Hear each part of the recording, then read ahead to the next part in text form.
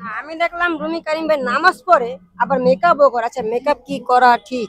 না, ওই ব্যাপার নিয়ে আসলে আমি কোনো কম মন্তব্য করতে চাই না। এটা আসলে যার যার ব্যক্তিগত ব্যাপার। You have nothing to say. এই ব্যাপারটা মানে আপনার কিছু বলার নাই? মেকআপের ব্যাপারটা আমার কিছু বলার নেই, এটা আচ্ছা যার যার ব্যক্তিগত আচ্ছা, ব্যাপার। Are you upset with my behaviour?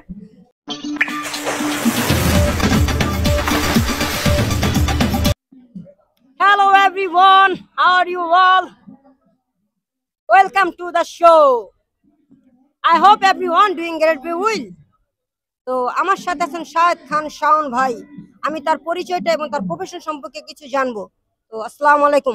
ওয়ালাইকুম সালাম। আসসালামু আলাইকুম তোমাকে। আমি শাহেদ খান শাওন, মিরপুরে থাকছি, পড়াশোনা করছি, পাশাপাশি আমি একজন প্রফেশনাল ইভেন্ট অর্গানাইজার। এই নিয়ে এখন কাজ করছি আপাতত। তো ইভেন্ট নিয়ে কিছু গুরুত্বপূর্ণ কথা বলেন, যে ইভেন্টে প্রত্যেকটা মানুষের এই বিষয়টা জানা উচিত। ইভেন্ট বলতে আমরা কিন্তু হলুদ বিয়ে বোবা তো বুঝি, একটা কর্পোরেট ইভেন্টও বুঝি, একটা অ্যাওয়ার্ড শো কিন্তু একটা ইভেন্ট। তো আল্লাহ তাআলা রাব্বুল আলামিনের কাছে আমি অনেক কৃতজ্ঞ যে আমার সকল ইভেন্ট করা হয়েছে। এ যাবৎকালে 100-র উপরে হলুদ বিয়ে বোবাদের ইভেন্ট করেছি। এছাড়াও তোমাদের দোয়ায় অল্প সময়ের ভিতরে আমি 5 থেকে 7টা কর্পোরেট ইভেন্ট করেছি। এছাড়াও একটা বড় 2টা অ্যাওয়ার্ড শোর আমি কোলাবোরেশনে কাজ করেছি।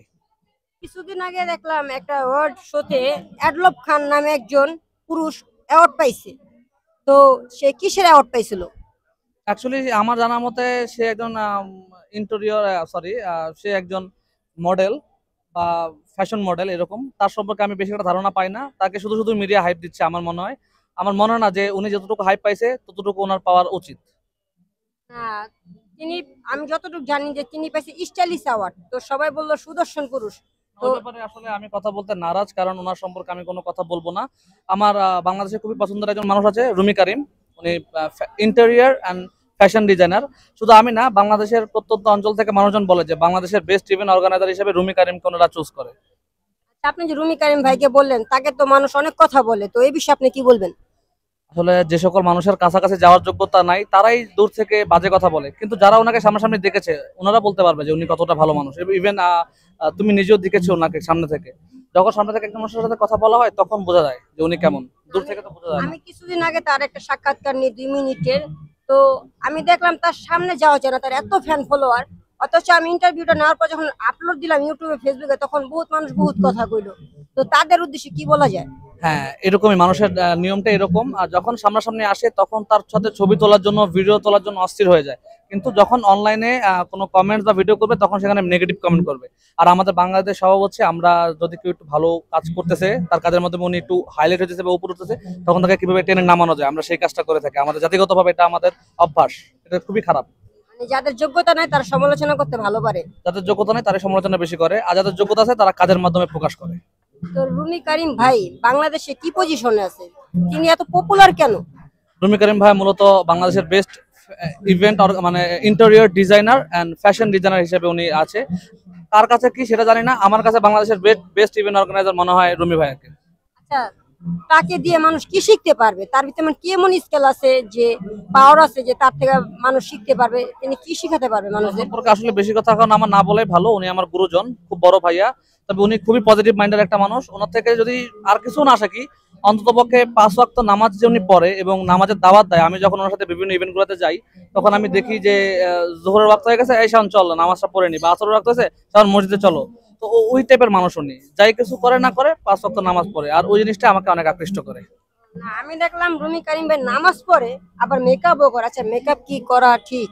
না, ওই ব্যাপার নিয়ে আসলে আমি কোনো কম মন্তব্য করতে চাই না। এটা আসলে যার যার ব্যক্তিগত ব্যাপার। You have nothing to say. এই ব্যাপারটা মানে আপনার কিছু বলার নাই? মেকআপের ব্যাপারটা আমার কিছু বলার নেই, এটা আচ্ছা যার যার ব্যক্তিগত আচ্ছা, ব্যাপার। Are you upset with my behaviour?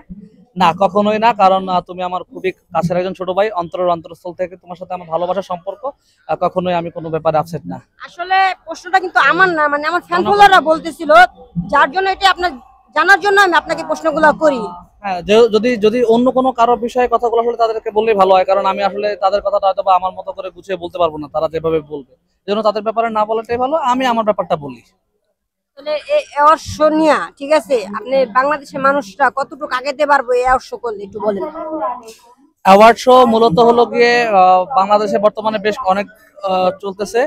তো আমরা যে ব্যাপারগুলো দেখি বর্তমানে অ্যাওয়ার্ড শো গুলোতে, যারা কাজ করে ভালো কাজ, সেই সকল ব্যাপারগুলোকে ওনারা মানে প্রমোট করে। যেমন কেউ যদি নৃত্যশিল্পী হয় সে ওই সেই হিসাবে অ্যাওয়ার্ড পেলো, কেউ যদি ইন্টেরিয়র ডিজাইনার হয় সে সেই হিসাবে অ্যাওয়ার্ড পেলো, কেউ ফ্যাশন ডিজাইনার হলো সে সেই হিসাবে, বা যারা অভিনয় ভালো করে তাদেরকে সেই স্বীকৃতিটা প্রদান করে।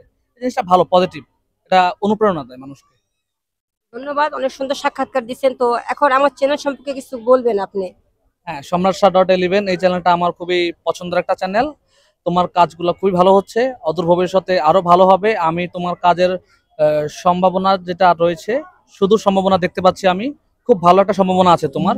তুমি লেগে থাকো, তোমার কাজগুলো তুমি ভালো মতো মন দিয়ে করো, পজিটিভ থাকো, সবসময় সৎ থাকো, এবং তোমার চ্যানেলে সবসময় সত্যটা প্রকাশ করো। ইনশাল্লাহ তুমি ভালো কিছু অবশ্যই করবে।